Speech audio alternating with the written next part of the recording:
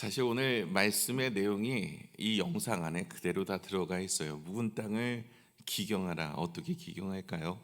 오늘 두 가지가 나와요. 그 두 가지의 첫 번째가 바로 하나님의 공의를 마음에 심는 건데 그것이 말씀이에요. 저와 여러분이 2023년도 참 은혜로 살았습니다. 오늘 마지막 주일 예배를 드리고 있습니다. 오늘 우리가 결단했으면 좋겠어요. 하나님, 이제 주의 말씀으로 2024년도 살아내기를 원합니다. 내가 뒤를 돌아보니까 이렇게 저렇게 하나님 은혜로 살았는데 한 가지, 하나님의 말씀을 내가 가까이 하지 못했던 것이 오늘 생각이 납니다.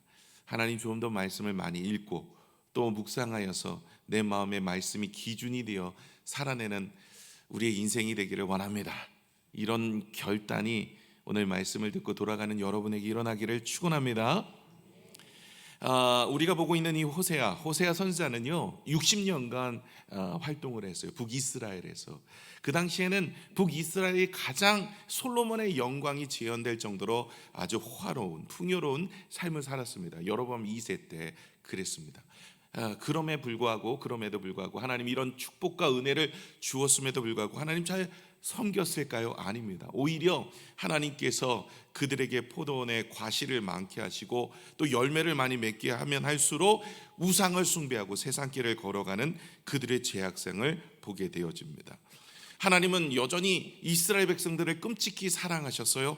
그래서 그들을 이끌어내기를 원하셔서 이런 선지자를 통해서 돌아오기를 계속해서 고대하며 선포하셨어요. 너희들 이대로 가면 망하니까, 이대로 가면 너는 죄 가운데 끝나는 인생이니까, 이 땅의 삶이 그렇게 고단한 인생길로 끝나는 것으로 끝나는 게 아니라 죽음이라는 것이 있고 죽음 이후에 영원한 불못에 들어가 영원토록 고통받는 인생이 되어지니까 너무나 안타까운 마음에 하나님께서는 계속해서 선지자를 통해서 그들을 인도하여 내시기를 원하셔서 이 호세아라는 책을 통하여서 북이스라엘뿐만 아니라 우리에게도 일깨워주고 있는 것이죠. 그래서 이 호세아서는요 하나님의 사랑 이야기입니다.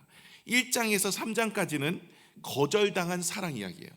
하나님의 사랑이 이스라엘 백성들에게 있지만 하나님께서 그렇게 사랑했지만 이스라엘 백성들이 그 사랑을 거부하고 우상을 숭배하며 타락한 인생으로 살아가는 거절당한 사랑 이야기가 1장부터 3장이에요. 4장부터 우리가 오늘 읽고 있는 이 10장까지가 두 번째 책망하는 사랑 이야기예요.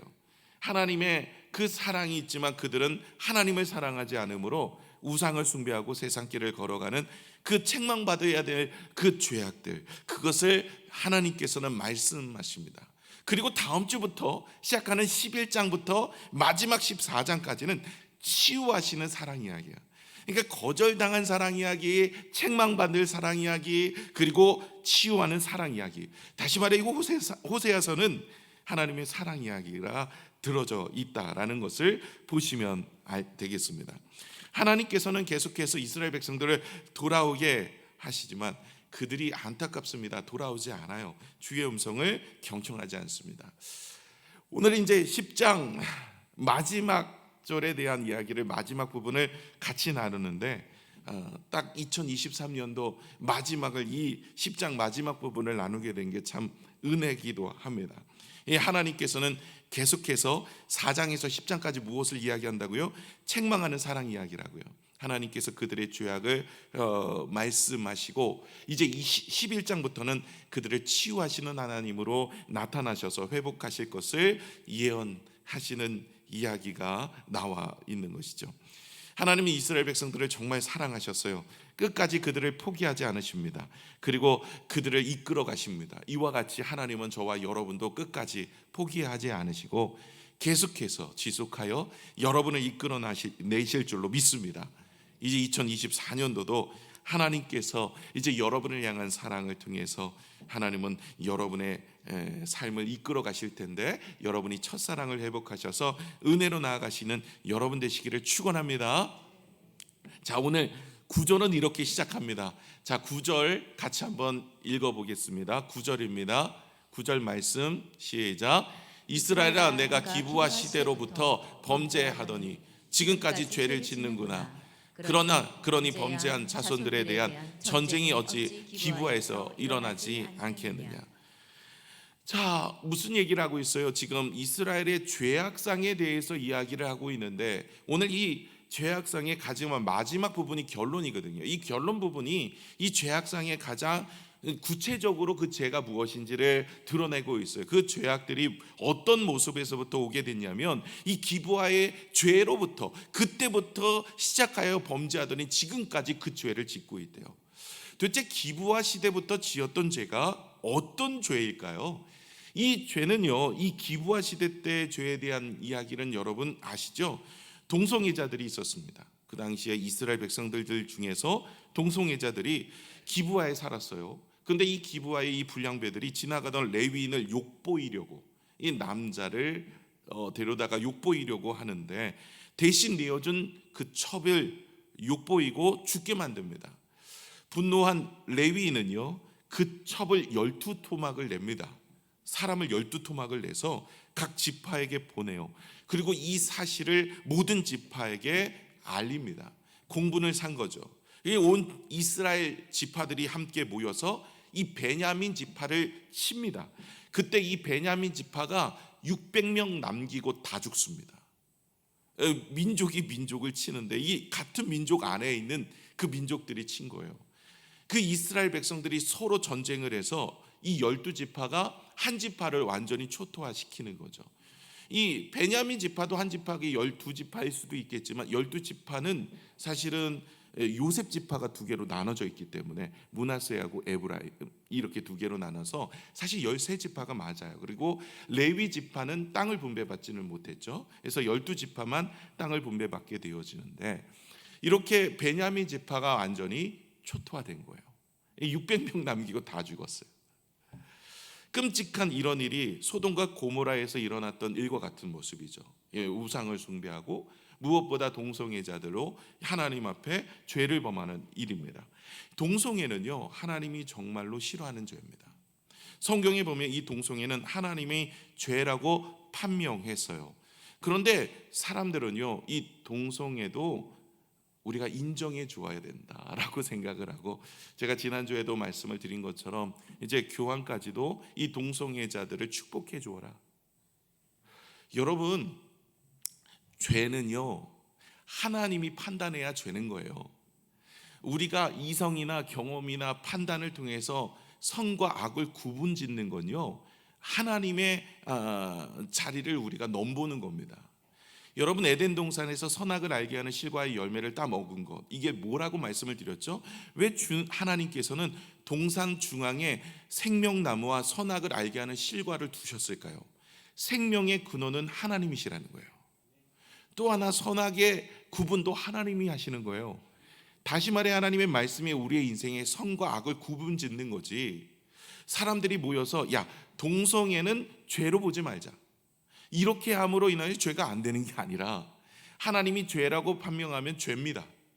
이것은 하나님이 정한 것이에요. 그래서 선악을 알게 하는 실과를 따 먹고 하나님처럼 되겠다라고 에덴 동산의 아담과 하와가 그렇게 범죄한 건요, 불순종으로 인한 범죄이기도 하지만, 선악을 알게 하는 실과를 따 먹는 것 자체가 선과 악을 자신이 결정하여서 하나님처럼 살아가겠다는 거예요.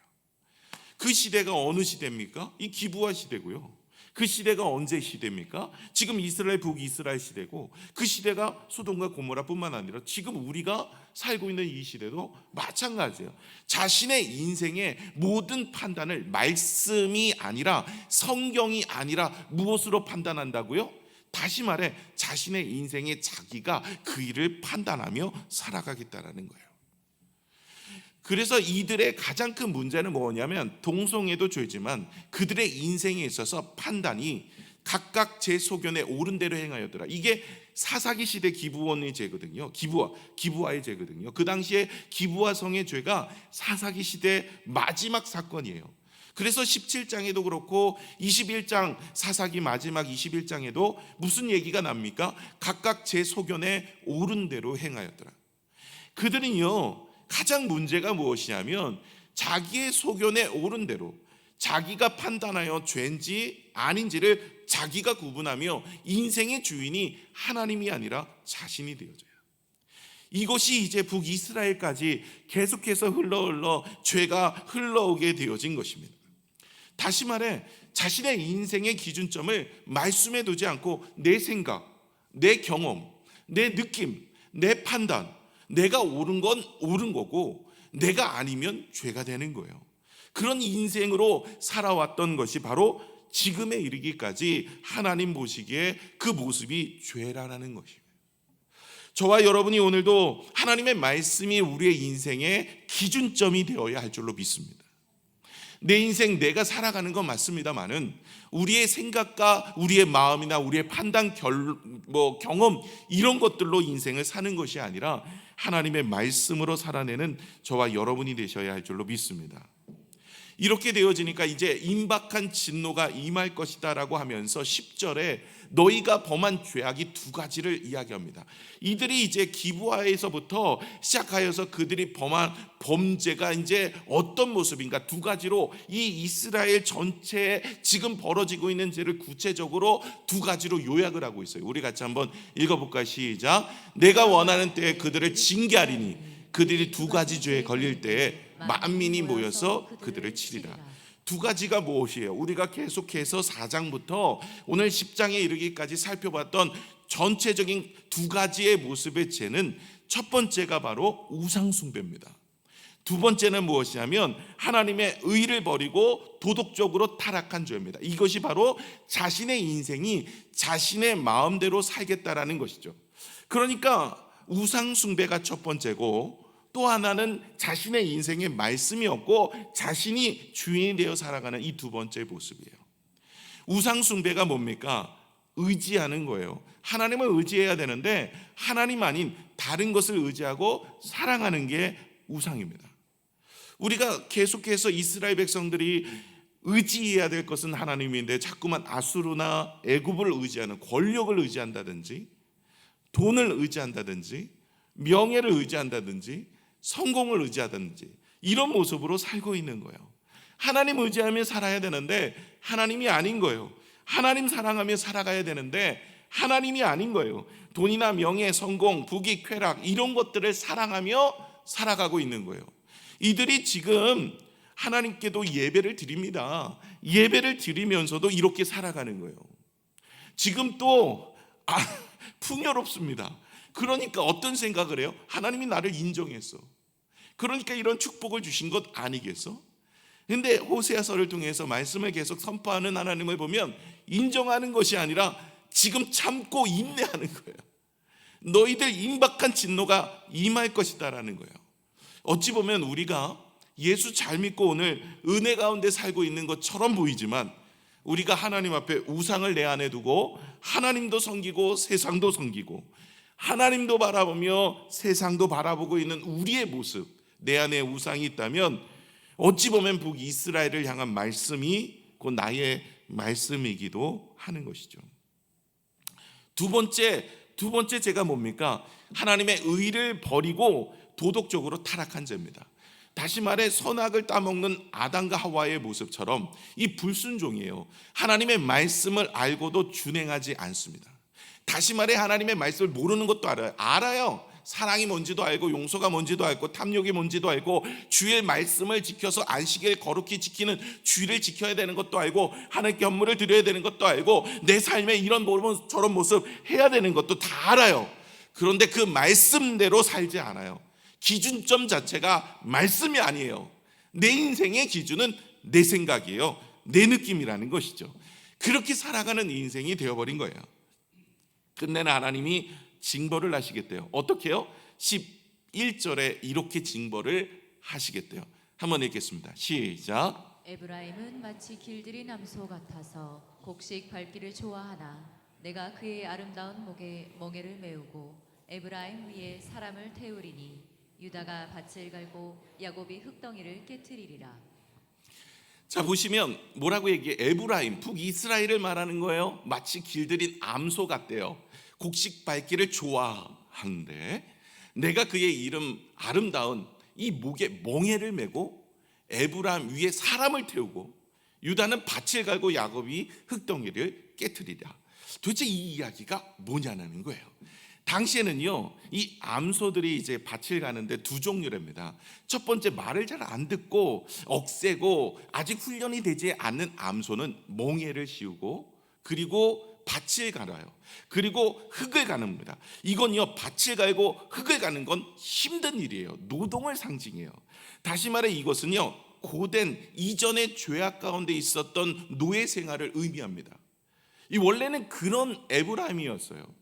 이게 잘 훈련도 안 되고 고통 중에 살았던 이 이스라엘 백성들, 그런 백성들을 이끌어내서 두 번째 암소가 뭐냐면 잘 길들어진 암소예요. 이 잘 길들어진 암소는 밭을 갈지 않습니다. 그 암소는 흙덩이를 가는데 쓰지 않아요. 힘든 일을 쓰지 않고요. 그 암소는요, 곡식 밟는 데 쓴대요. 근데 이 밭을 가는 것보다 훨씬 쉽고 수월한데, 또 특히 이 옥수수를 갈 때도 망을 씌우지 않아요. 이건 신명기 25장 4절의 말씀처럼 주님께서 이 곡식 떠는 소에게는 망을 씌우지 말지니라, 하나님이 말씀하셨기 때문에 망을 씌우지 않아요. 그러면 뭐예요? 곡식을 먹으면서 밟는 거예요.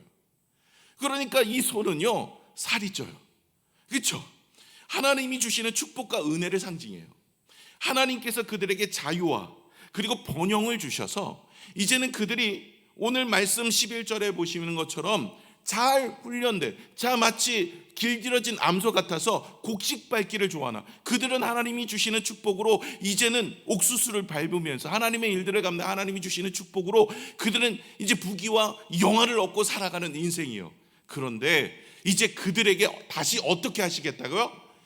목에 멍에를 메운다. 다시 그들을 노예로 팔아버리겠다라는 얘기예요. 에브라임 위에 사람을 태우겠다.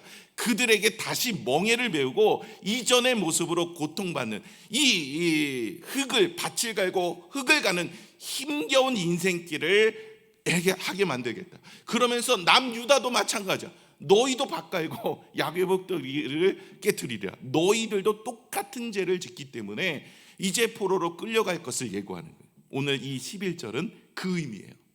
하나님께서 축복을 주시고 은혜를 주셔서 지금 번영하지만 이제 20년 만에 너희의 인생은 완전히 무너지고 이제 아수르에게 멸망을 당해 끌려가고, 남유다는 바벨론에게 멸망을 당해서 끌려가는 그런 인생이 되어질 것이다. 이제는 목에 멍에를 메고 사람을 태워서 고통과 어려움 속에 살아가는 인생으로 살 것을 말씀하고 있는 거예요. 여러분, 우리가 하나님의 말씀이 떠난 인생은 행복할까요? 아니면은 고된 인생일까요? 사실 고된 인생이에요. 그런데 사단은요, 계속해서 우리에게 유혹을 하죠. 야, 말씀 없어도 세상 살아가는데 지장이 없어. 야, 세상 사람들 잘 봐봐. 쟤네들 하나님 믿지 않아도 잘 살잖아. 잘 사는 것 같으세요? 성공하고 명예를 얻고 뭔가를 가져도 이게 뭐가 채워지지 않으니까 마약을 하고 뭔가를 해서 자신의 즐거움과 쾌락을 채워가려고 하는 그들의 모습들. 뭔가 행복해 보이십니까? 끝내 인생 그렇게 살아서 이 땅에서 어떻게든 좋은 거 끌면서 타면서 자면서 먹으면서 이 땅 어떻게든 살아낼 수 있어요. 그런데 문제는 죽음을 어떻게 하실 거냐는 거죠. 죽음의 문제를 어떻게 해결할 거예요? 많은 이들이 그 죽음에 대해서 그 이후가 어떤 일이 있을 것인지를 믿지를 않으니까 막 살아요. 죽음의 모든 것이 끝나고 한 번 죽는 것으로 우리 인생 마무리되니까 이 땅에서 잘 먹고 잘 살아야지. 물론 만약에 그것이 사실이라면, 부활이 없다면 사실 그것이 맞습니다. 이 땅에 우리가 한 번 사는 인생인데 굳이 이렇게 살 필요 뭐 있어요? 잘 지내면서 놀고, 그렇잖아요. 여러분, 오늘도 12월 31일 교회, 만약에 우리의 인생이 우리 80평생으로 끝난다면 여기 왜 계세요? 가셔서 우리 해돋이보러 가셔야죠. 쭉 가갖고 좋은 거 드시고 또 그러면서 놀고 즐기며, 인생 뭐 있어요? 노세 젊어서 노세, 늙어지면 못 노나니 얼씨구 절씨구 차차차 이러면서 우리 가서 놀아야죠. 여기서 이렇게 시간 낭비하고 뭐 하고 있어요? 빨리 노세요. 이렇게만 편집하면 딱 이단이죠. 예. 여러분, 세상이 이걸로 끝날 거라면, 그렇죠? 저도 굳이 목회자 될 필요가 뭐가 있어요? 아니, 굳이 목회자 돼서 아침에 일어나서 기도하고 여러분 위해서 애를 뭐하러서 이번 80편세 얼마 남지 않는데 나가서 놀고 나가서 즐기고 좋은 거 먹고 좋은 거 그러고 지내야죠. 근데 성경은 죽음이 끝이 아니기 때문에 예수님이 이 땅에 오셨다라고 이야기해요. 여러분, 죽음이 끝이 아니에요. 여러분, 하나님 믿으시죠? 하나님의 말씀도 믿으셔야 돼요. 하나님의 말씀은요, 우리의 죽음 이후의 삶이 분명히 있다라는 거예요. 그래서 예수님이 본인이 하늘 영광 버리고 이 땅에 오시는 거예요. 만약에 이 땅의 삶이 전부라면 예수님이 그렇게 십자가에 달려 돌아가셔서 우리 죄를 위해 죽을 필요가 없는 거예요.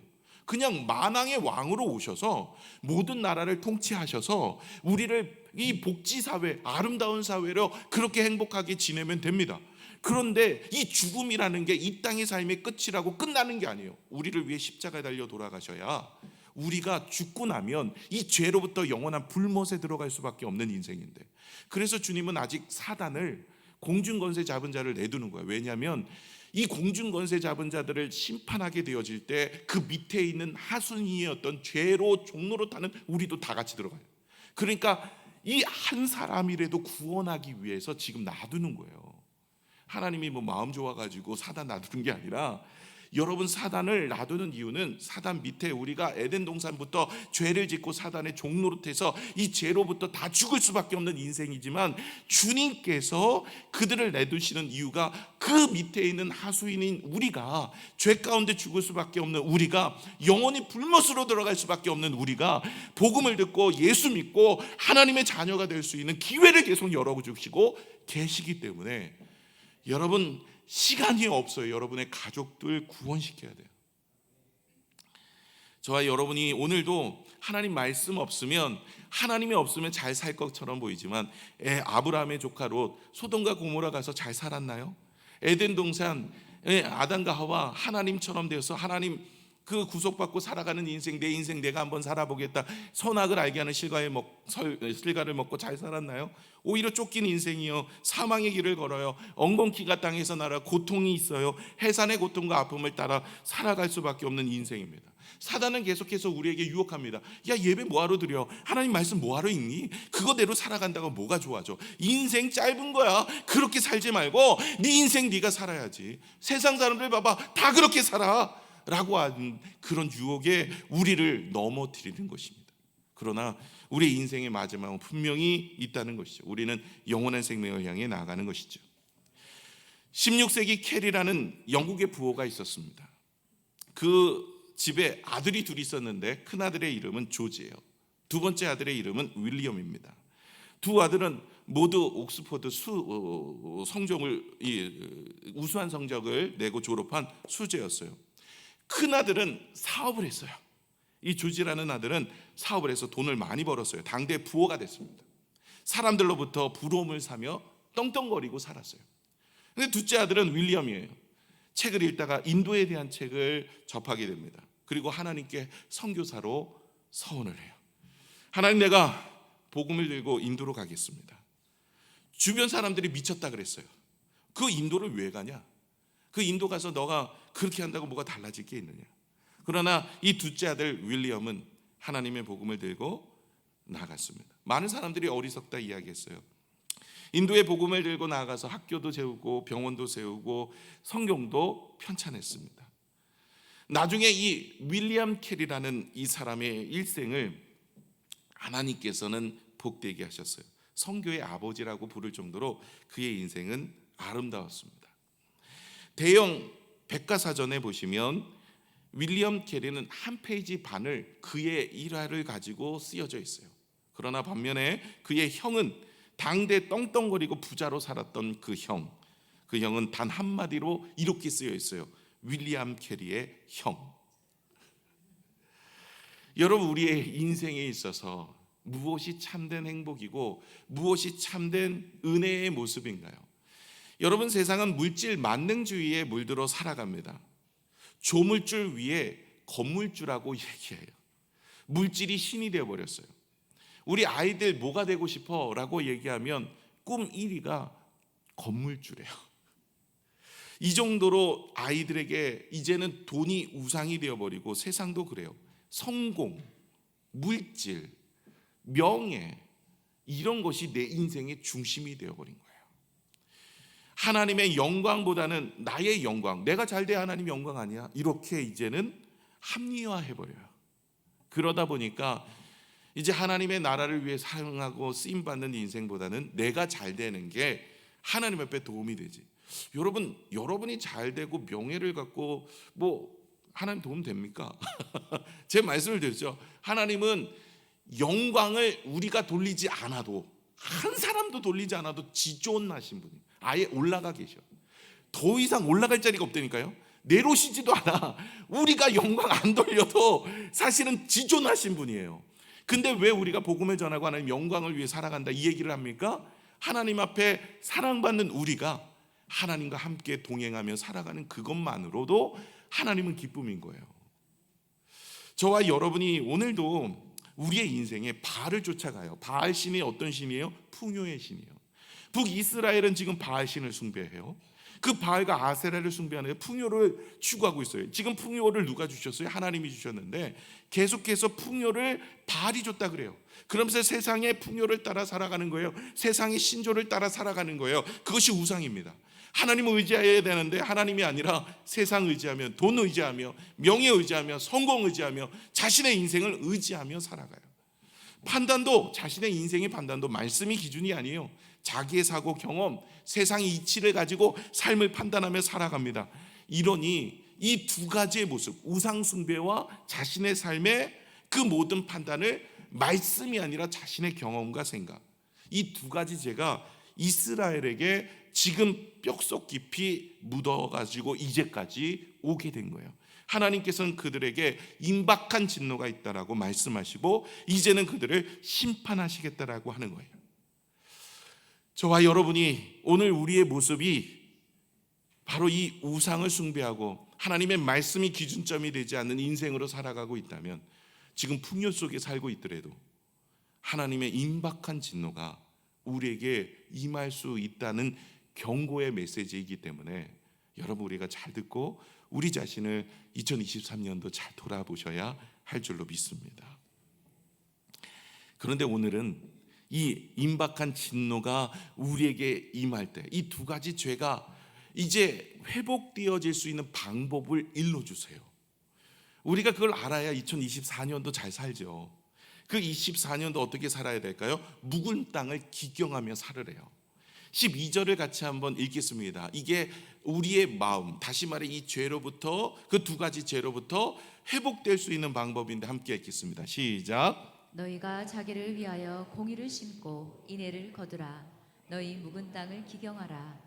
지금이 곧 여호와를 찾을 때니 마침내 여호와께서 오사 공의를 비처럼 너희에게 내리시리라. 아멘. 여러분, 이제 11장부터는 계속해서 하나님은 치유하시고 회복하셔서 그들을 이끌어 가실 것을 말씀하시는데, 우리가 그러기 위해서 준비해야 될 모습이 있는데, 우리의 마음을 뭐라고 오늘 성경이 이야기하냐면 묵은 땅이래. 이 묵은 땅은 뭐예요? 변화되지 않는 마음. 하나님의 말씀을 들어도, 예배를 드려도 전혀 변화되지 않아요. 여러분, 예배 왜 드립니까? 하나님의 말씀을 듣고 말씀대로 순종하려고 예배를 드리는 거잖아요. 여러분, 그런데 이 말씀을 들어도 전혀 변화가 없어요. 마음에 거리낌도 없고요, 마음이 움직이지도 않아요. 순종하려는 생각조차 없어요. 강박함입니다. 이게 묵은 땅이에요. 죄와 교만으로부터 단단해진 우리의 마음을 기경하래요. 근데 기경하는 방법이 뭐예요? 오늘 두 가지 나와요. 첫 번째, 뭐를 심으래요?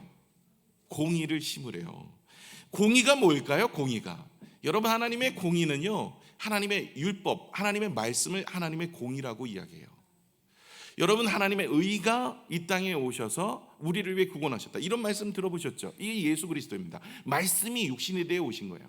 다시 말해 의나 공의나 이런 말씀에 대한 내용의 아주 핵심적인 부분들은 하나님의 말씀, 성경을 의미합니다.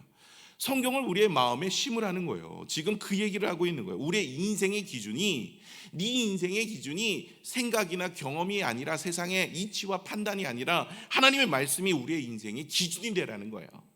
선악을 알게 하는 실과의 열매를 따먹고 살아가는 인생이 아니라 내 인생 하나님의 말씀으로 살아가는 인생이 되라는 거예요.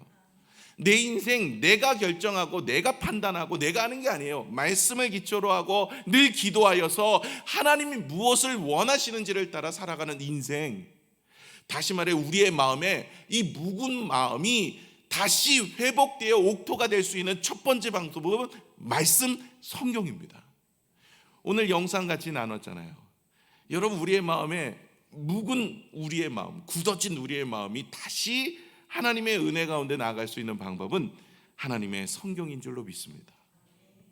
시편 1편에 복 있는 사람에 대한 이야기 나오는데 시편 1편 2절을 볼까요? 오직 여호와의 율법을 즐거워하여 그의 율법을 주야로 묵상하는도다. 복 있는 사람은 이런 사람이래요.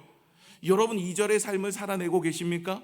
2024년도 살아내셔야 됩니다. 왜 우리의 마음이 묵은 땅이 되어버렸어요? 왜 우리의 마음이 딱딱하게 굳어져서 말씀을 들어도 전화 변화되지 않을까요? 이유는 뭐예요? 하나님의 율법을, 하나님의 말씀을 즐거워하며 주야로 묵상하지 않고 있기 때문에 그래요. 이제 굳어진 우리의 마음이 하나님의 말씀으로 우리가 다시 회복되어져야 돼요. 여러분, 다른 게 아닙니다. 성경을 가까이 하십시오. 아침에 일어나서 성경 읽으시고, 아까 우리 조혜련 우리 집사님 어머님께서 5년 1개월 되셨는데 성경 55독 했대. 야, 이게 저도 부끄러워. 성경 그런 얘기 하잖아요. 자기 나이 정도는 읽어야 된다고. 성경 나이 정도 읽으셔야 돼요. 나이가 몇 세세요? 그 정도 읽어야 된대. 그 정도. 예.